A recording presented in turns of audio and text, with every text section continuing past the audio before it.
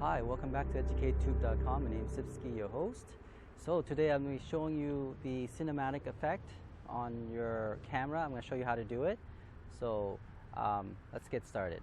Okay, before we get started making our first part of the cinematic effect on your YouTube videos or short films, I just want to tell you that this is just one aspect of it, right? Having a widescreen shot. Now you want to do that at the beginning because you want to compose a shot based on the 2.35 or 2.4 widescreen, okay? Because that's very important. Once you establish that, you know where to compose a shot, like where you're going to put your actors and actresses, or you know, the background, okay? So that's why it's very important you decide upfront how you're going to set up your movies or your short films or YouTube videos. So like I said, the reason I like to do widescreen because I love watching movies, and you know that 2.35 or 2.4 widescreen gives you that, wow, I'm actually making a movie, okay, the effect.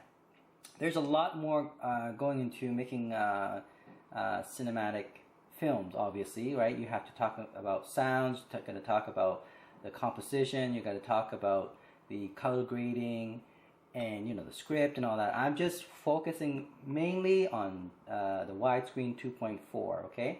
I'm not expert in any way, but this is a technique I accidentally stumbled upon while I was doing this. Okay, now you basically could do it with any kind of camera. I'm using Sony A5000, as you can see here. I actually have two. The one that's recording right now is actually Sony A5000, and it's also the one that I record as you see the clips before, right? So here's the second one. I just want to show it to you because how I set it up. So the first thing, of course, when you turn on your camera, okay, make sure you set it to 24p, right, HD, 1080p, obviously. Now, if you want to do 4K, that's good too. Okay, if you set it up 24p, 4K, and of course, when you're doing the shutter speed, make sure you set it to. Oops, let me just go back to my menu here. Set it to 1/50th. Okay, so set your shutter speed to 1/50th, and the frame is 24 frames per second, and then you're pretty much ready. So also on top of that, make sure you have 16 by 9 screen. Let me show you. Okay, so you go to your there we go, aspect ratio 16:9. Obviously, if you have a choice to do 2.35 or 2.4 to 1, that'd be great, but this Sony A5000 doesn't allow me to do it. So the best one I could do is 16:9. Now I have to also change it with the software afterwards as well, because 16:9 is not good enough for widescreen, because I want 2.35 or 2.4 widescreen to give that real cinematic effect. Okay, so I'm going to leave that as 16:9, then I'll adjust that later on with the software. In addition to that, you'll notice that I have a tape actually over, this is a translucent tape, over my screen. This screen, if you measure the ratio, is actually 16:9. Okay, so 16 by 9, depending on your measurement, right? If you're talking about like, I think, I don't know, the ratio is 16:9 anyway, the measurement, okay, by the length and width. So what I did was I wanted to make the ratio even wider, so we want it to be 2.35 or 2.4 to 1. So I actually figured it out for this screen, for this Sony A5000. I found out that if I put a translucent tape 7mm from the top and 7mm from the bottom, and then I put a translucent tape over it, and then as you can see here, let me see, I'll show you something. I use a permanent marker to outline. Oops, I can't see what. Okay, there we go. See if we can. There we go. You can see that I just block out the screen with the black marker, permanent marker, and the one that shows up, like, you know, the information about, you know, how the battery power, other information. With manual mode, 17 megapixel setup, 24p, and all that stuff, right?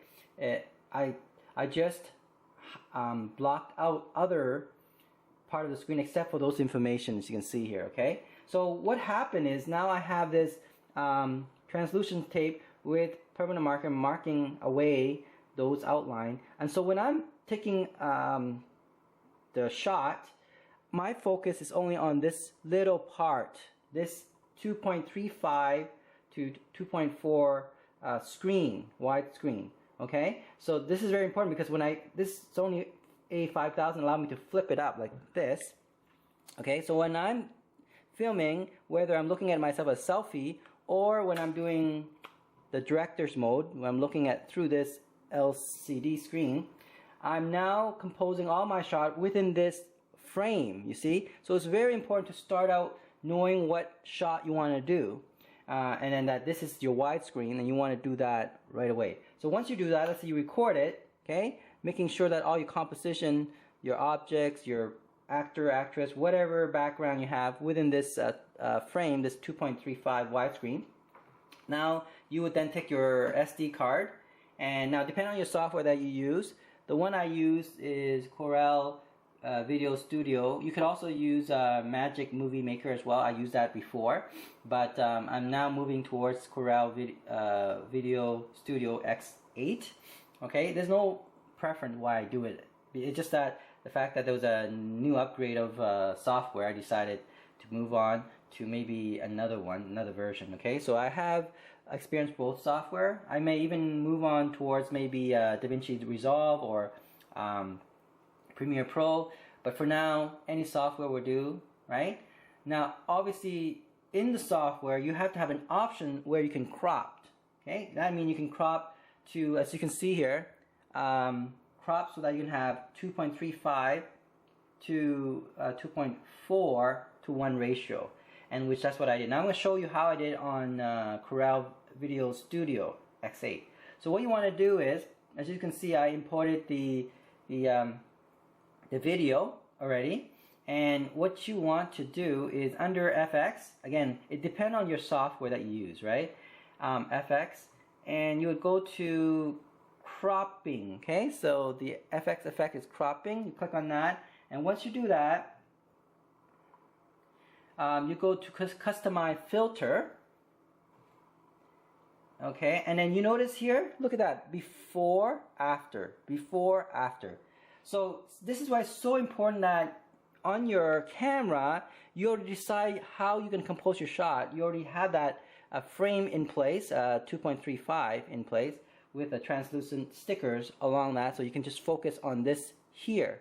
Okay, like with other Sony camera, the A7 that I have, the A7R2, the A7S2, there is actually an option where you can do 2.35 or 2.4. Okay, so when you do have this 2.35 or 2.4 ready, what you have to do is you click on cropping and then look under option, filter option, and here is where the important part is. I'm going to zoom in here. Hold on, let me show you.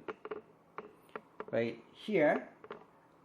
Okay, again, with the Magic Movie Maker, you just click on the effects and click on film effects, and it automatically does it for you anyway. Okay, where with the Corel Videostudio X8, you do have to do some adjustment. This is why I had a hard time at the beginning on how to set this up. But as you can see here, they said width and height. So you set up your width to 100%, your height 63%. You could do 65, but I choose 63 because I think it's closer to my frame, okay, that I put on my LCD here.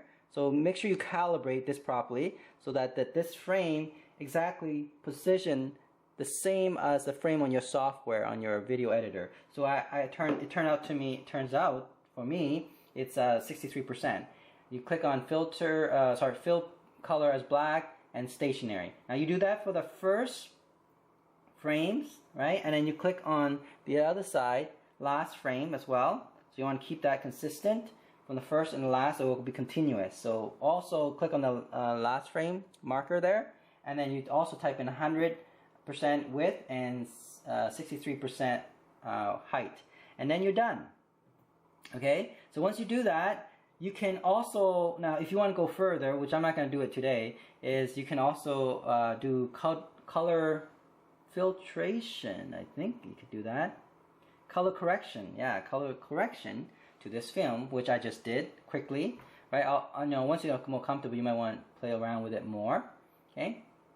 And then of course, if you're doing different clips, you can do transition between the clips as well. Again, that's another video altogether, but right now I'm just going to focus on the widescreen effect, okay? So when that's done, you have the video. Let me see if so it's done. So all you have to do now is just to look at the video and play it. As you can see, it's working quite well. And all I have to do now is just process it. Now I also add, you know, to have this film effect, you also have the background music and all that. So there's a lot more to it, obviously. Color correction, background music, and so on, right? And of course, when you're recording yourself, you have to make sure that you have this external mic as well, okay? So you want to have this, you know, real effect of that the audio is good, right? As well. So there's not just the video that you compose, there's also your sound that you're trying to put into the film. Anyway, so I hope you learned something, at least you know, got the technique, okay? So again, you can use any camera you want. You just set translucent tape along the frame of your LCD, and then just focus on filming in that area, and then you import into your software, your video software, and then hopefully your software has a cropping mode where you can crop into 2.4 or 2.35 ratio to 1, and then from then you can do whatever you want. All right, that's a starting point anyway. Thanks for watching EducateTube.com.